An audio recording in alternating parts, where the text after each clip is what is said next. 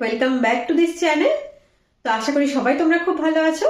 তো দেখো, আগের যে ক্লাসটা হয়েছিল সেই ক্লাসে বলেছিলাম কি, যে কোনো সংখ্যাকে যদি পি বাই কিউ আকারে প্রকাশ করা যায় তাহলে সেই সংখ্যাটাকে আমরা বলি মূলদ সংখ্যা। তো সেক্ষেত্রে কি পি বাই কিউ আর হচ্ছে কিউ নট ইকুয়ালস টু 0 এই কন্ডিশনটা হতে হয়।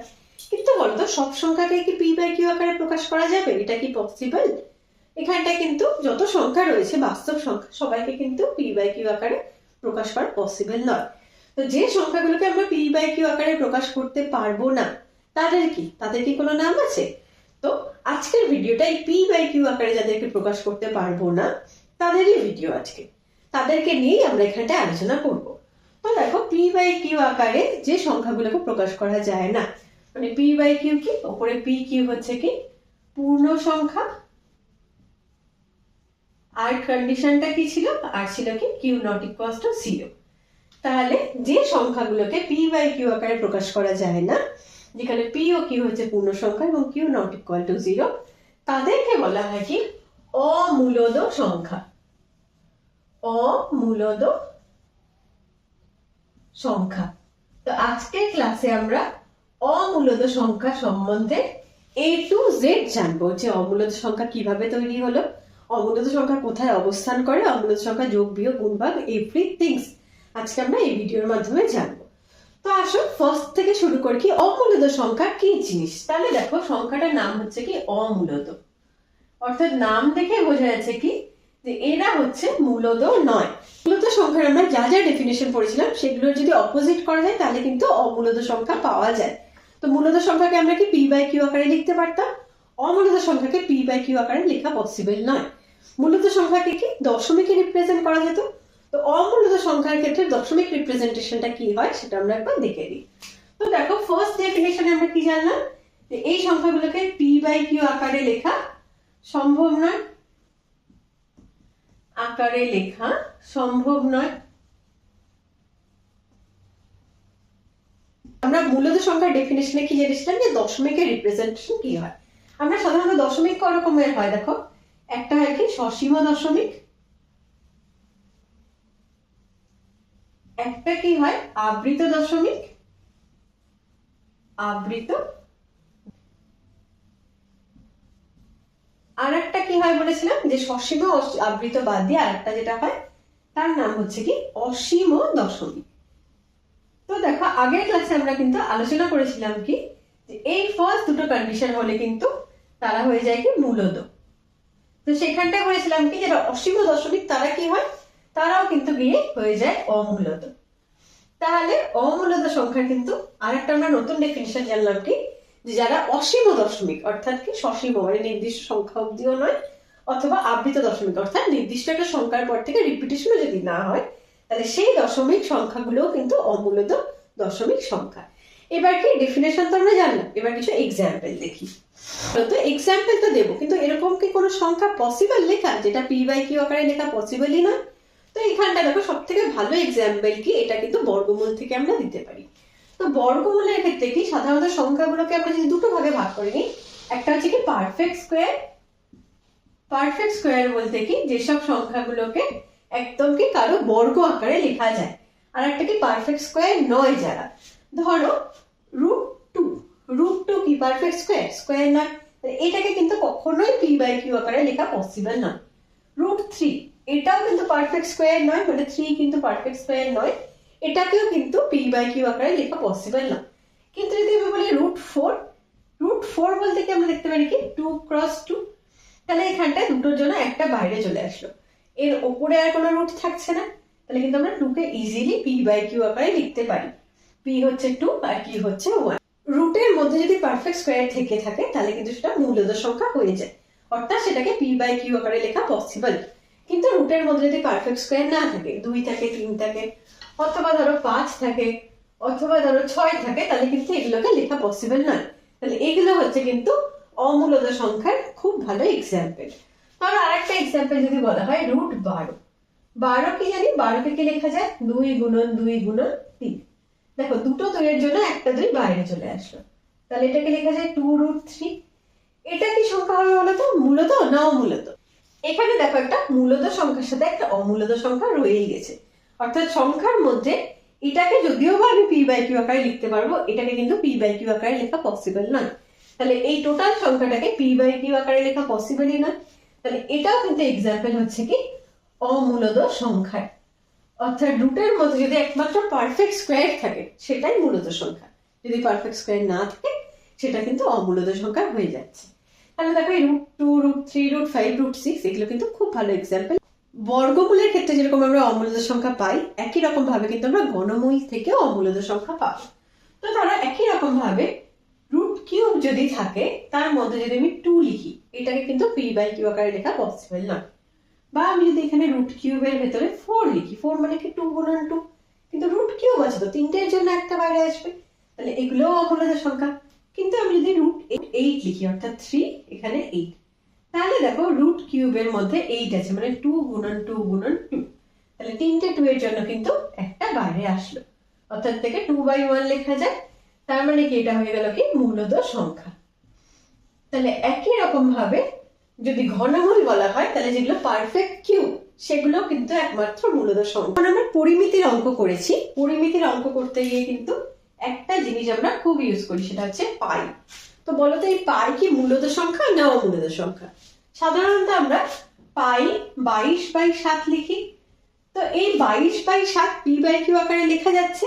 পরীক্ষার সময় কিন্তু খুব এটা কোশ্চেন আসে কি পাই একটা মূলদ সংখ্যা না অমূলদ সংখ্যা। পাইয়ের এক্সাক্ট মান হচ্ছে কত? 3.14159, এভাবে চলতেই থাকে। এটা কিন্তু পাইয়ের অরিজিনাল মান। আর 22/7 আমরা অঙ্কের সুবিধার জন্য ইউজ করে থাকি।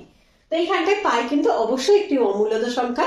তো এরপর থেকে যদি পরীক্ষায় এমসিকিউ আসে যে পাই মূলদ সংখ্যা না অমূলদ সংখ্যা, তাহলে এই ক্ষেত্রে যেন আর ভুল না হয়, পাই কিন্তু অবশ্যই একটি অমূলদ সংখ্যা। তো এবার দেখো অমূলদ সংখ্যার কিরকম এক্সাম্পল হয় আমরা জানলাম, অমূলদ সংখ্যা কিরকম দেখতে হয় আমরা জানলাম। এবার আসি অমূলদ সংখ্যা সেই চারটে অপারেশনে কি হয়। অমূলদ সংখ্যা যোগ করলে কি হবে, বিয়োগ করলে কি হবে, গুণ করলে কি হবে, আর ভাগ করলে কি হবে। তো ধরো দুটো অমূলদ সংখ্যা নিচ্ছি, তাদের যোগফলটা কি হয় ফার্স্টে দেখি। ধরো একটা অমূলদ সংখ্যা নিলাম 2√3, আর একটা অমূলদ সংখ্যা নিলাম 4√5।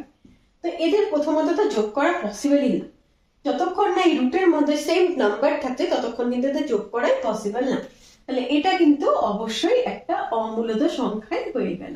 তাহলে কি আমরা বলতে পারি যে অমূলদ সংখ্যার যোগফল সর্বদা অমূলদ সংখ্যা? এটা কিন্তু আমরা বলতে পারি না। একটা এক্সাম্পল নিই। ধরো একটা অমূলদ সংখ্যা 2√3, আর একটা অমূলদ সংখ্যা -2√3। তাহলে দেখো এদের দুজনের যোগ করলে কিন্তু কত হবে?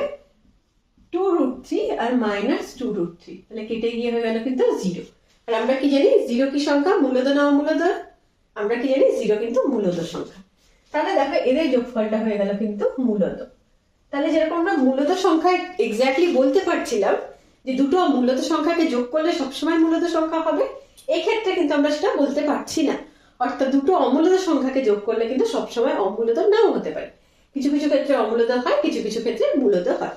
একই রকমের ক্ষেত্রে এটা গেল যোগের ক্ষেত্রে। যদি আমরা বিয়োগের ক্ষেত্রে বলি, বিয়োগও কিন্তু সেম রকমই হয়।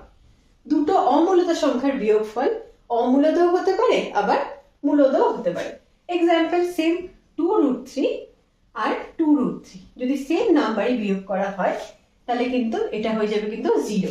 একই রকম ভাবে 0 কিন্তু মূলদ সংখ্যা। তাহলে একই রকম ভাবে বলতে পারবো কি দুটো অমূলদ সংখ্যার বিয়োগফল কিন্তু অমূলদ নাও হতে পারে, সেক্ষেত্রে মূলদও হতে পারে। আর যদি গুণের ক্ষেত্রে বলা হয়, তাহলে গুণের ক্ষেত্রে যদি অপারেশন নেওয়া হয়, গুণের ক্ষেত্রে ধরো 2√3 আর 4√5 এই দুটোকে যদি গুণ করা হয়, তাহলে কি হয়? এখানে মূলদ পার্টের সাথে মূলদ পার্ট গুণ হয়, অমূলদ পার্টের সাথে অমূলদ পার্ট গুণ হয়। তাহলে 2 আর 4 কে গুণ করলে 8, আর রুটের মধ্যে গুণ হয়ে যায় কি 3 আর 5 কে গুণ করলে 15। তাহলে দেখো এটা কিন্তু অমূলদ সংখ্যায় হয়ে গেল। কিন্তু যদি এরকম নিতাম 2√3 গুণন 2√27, তাহলে কত হতো দেখো? 2 আর 2 গুণ করলে 4, 3 আর 27 গুণ করলে 81। এবার √81 এটা কি? ভেতরেরটা কি? পূর্ণবর্গ সংখ্যা। তাহলে 4 আর √81 মানে কিন্তু 9, তাহলে হয়ে গেল 36। এটা কিন্তু আবার মূলদ সংখ্যা। তাহলে এই ক্ষেত্রে দেখো গুণ করলে অমূলদও থাকতে পারে, মূলদও থাকতে পারে, তাহলে এক্স্যাক্টলি এখানেও বলা যাচ্ছে না। এখানটায় ভাগের ক্ষেত্রে দেখো, যখন কি ধরো 2√3 কে ভাগ করা হচ্ছে কত? 4√5 দিয়ে। এবার এখানটায় কি করা হয় বলতো, √5 যেটা নিচে থাকবে না সেটা দিয়ে উপরে নিচে গুণ করে দেওয়া হয়। তাহলে কি এখানে যেহেতু শুধুমাত্র √5 আছে, তাহলে 2√3 আর এখানে 4√5। নিচে এই হরের মধ্যে কিন্তু কখনো রুট রাখতে হয় না। তো এখানটায় কি √5 দিয়ে গুণ করছি, এখানেও √5 দিয়ে গুণ করছি। কেন গুণ করলাম, যাতে নিচের যে রুট সেটা যাতে চলে যায়। তাহলে এখানটায় কত হয়ে যাচ্ছে, উপরে 2√50 আর নিচে হয়ে যাচ্ছে 4√5, √5 গুণ করাতে একটা 5। তো এখানটায় কেটে গেল 2, তাহলে এটা হয়ে গেল কি √15/10। এটা কিন্তু অমূলদ সংখ্যাই রইল। কিন্তু যদি আমি ভাগ করতাম সেম নাম্বার দিয়ে, 2√3 আর 6√3, তাহলে √3 কেটে যেত, এদিকে কাটলে 1, এখানে কাটলে 3, তাহলে 1/3। এটা কিন্তু হয়ে যেত আবার মূলদ সংখ্যা। তাহলে দেখো অমূলদ সংখ্যার ক্ষেত্রে না তো যোগ, না তো বিয়োগ, না তো গুণ, না তো ভাগ, কোনো ক্ষেত্রে কিন্তু আমরা এক্স্যাক্টলি বলতে পারি না যে তাদের অপারেশনটা অমূলদই হবে। অর্থাৎ মূলদও হতে পারে, অমূলদও হতে পারে। এটা ডিপেন্ড করছে কি নাম্বার দেওয়া আছে তার উপরে। তো এরকম যদি এমসিকিউ থাকে, আশা করি এরপর থেকে আর তোমাদের কোনো ভুল হওয়ার কথা না। আর আজকের ভিডিওটা এই অবধিই রাখছি। পরের ক্লাসে আমরা অমূলদ সংখ্যার আর যা কিছু ডিটেলস আছে সেটা নিয়ে আলোচনা করব। তাহলে দেখো তোমরা মূলদ অমূলদ দুটোই কিন্তু জানলে সংখ্যা দুটো কিরকম দেখতে হয়। তো আমাদের চ্যাপ্টার কোথা থেকে শুরু হয়েছিল, চ্যাপ্টার কিন্তু শুরু হয়েছিল বাস্তব সংখ্যা থেকে। তাহলে দেখো এখন আমরা বলতে পারি না যে বাস্তব সংখ্যা এক্স্যাক্টলি দুটো সংখ্যা নিয়ে গঠিত, একটা হচ্ছে কি মূলদ আর একটা হচ্ছে অমূলদ। তাহলে একটা হচ্ছে মূলদ সংখ্যা আর একটা হচ্ছে কি অমূলদ সংখ্যা। এবার দেখো মূলদ সংখ্যা কি, যেগুলোকে p/q আকারে লেখা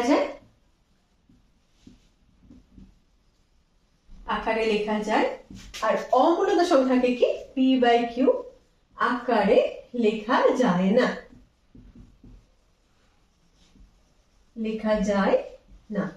আর একটা কি, যদি দশমিক দিয়ে রিপ্রেজেন্ট করি, তাহলে দশমিকের ক্ষেত্রে কি হয়, এরা হচ্ছে সসীম দশমিক হবে, অথবা কি আবৃত দশমিক হবে,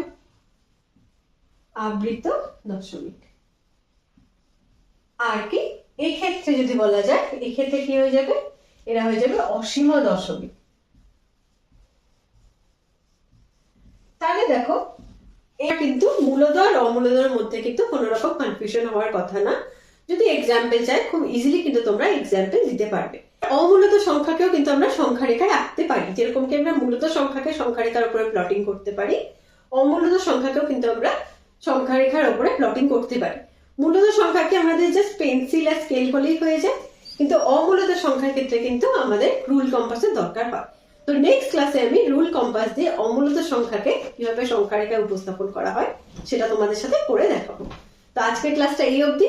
যদি ক্লাসটা ভালো লেগে থাকে একটা লাইক দিয়ে দিও, এবং চ্যানেলটাকে অবশ্যই সাবস্ক্রাইব করে রেখো, যাতে আমি ভিডিও আপলোড করলে তোমাদের কাছে টাইম টু টাইম নোটিফিকেশনটা পৌঁছে যায়।